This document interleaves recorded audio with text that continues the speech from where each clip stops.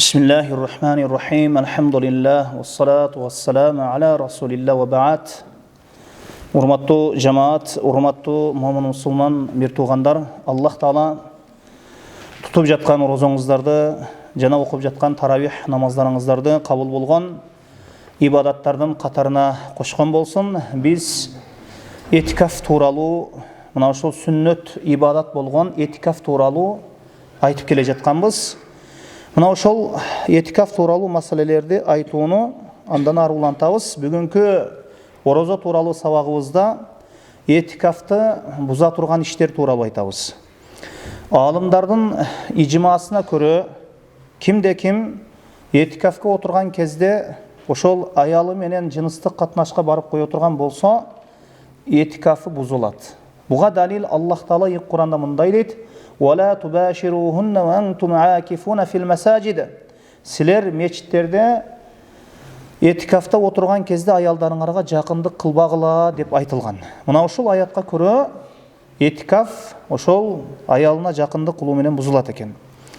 Эми этикафта отурган кезде этикафта отургандыгын, этикафта экендигин унутуп аялына жакындап койгон болсо, анда этикафы бузулбайт.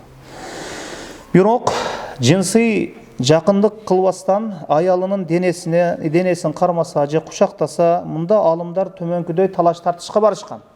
Төмөнкүдөй ихтилафка барышкан. Биринчи, Имам Малик рахимахулланын пикирине көрө, эгер аялын шахват менен кучактаса этикафы бузулат дейт. Бул Шафи мазхабындагы эң күчтүү пикир мына ушул.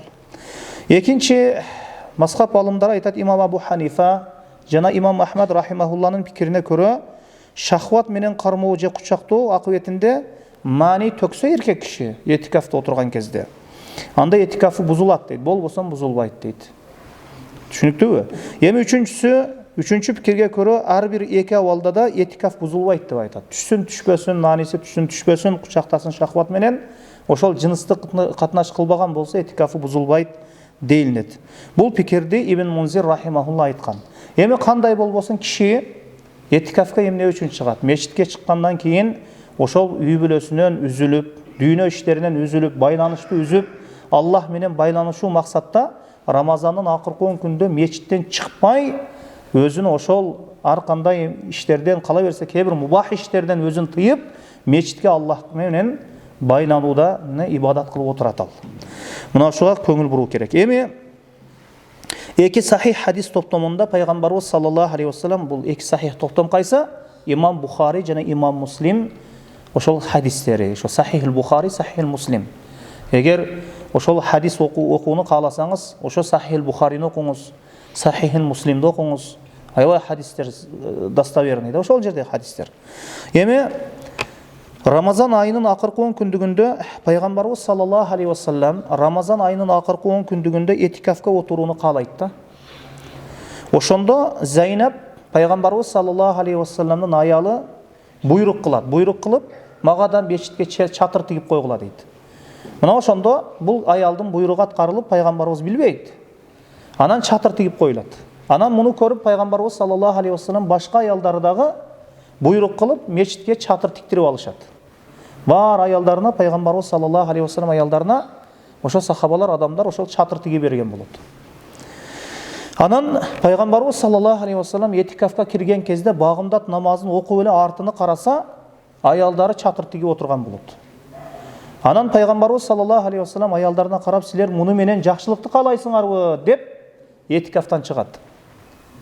Этикафтан чыгып, анан Рамазан айы бүткөндөн кийин Шаввал айынын, Имам Бухари рахимахуллан бир риваятына көрө, Рамазан Шаввал айынын акыркы 10 күндүгүндө, бир риваятына көрө Шаввал айынын алгачкы 10 күндүгүндө каза этикафка чыгып анан отурат. Мына ушул хадисти далил кылат дагы алымдар айтат, эгерде кимде ким адаттанып калган нафил ибадатыны таштай турган болсо, бир ибадатты дайыма кылып кетет, таштабай кылып келет. Мисалы үчүн бир нафил ибадатты дайыма таштабай кылып келет да, жасап келет, аткарып келет. Эгер ошону таштап кое турган болсо, мына ушул азыр айтылган хадис далил, ошол нафил ибадатыны казасын аткарууга далил бар дейт. Эми нафилдердин казасы барбы десе, кээ бир алымдар казасы жок дейт. Бирок мынандай хадистерде алымдар, кейбір алымдар далил кылып, нафилдерде эгер пенде кайсы бир нафил ибадатты такай аткарып жүргөн болсо, дайым аткарып жүргөн болсо, эгер ошону таштап койгон болсо, ошол пенде ага казасы бар деп айтышат. Мына ошол биз этикаф тууралуу бир 2-3 сабак мына кылдык. Эми андан ары иншалла дагы орозо тууралуу өкүмдөрдү айтууну дагы иншалла Аллах кадыр кылганча айтып барабыз. Аллаху алам ва саллаллаху аля Мухаммадин ва алейхи ва сахбихи ва саллам.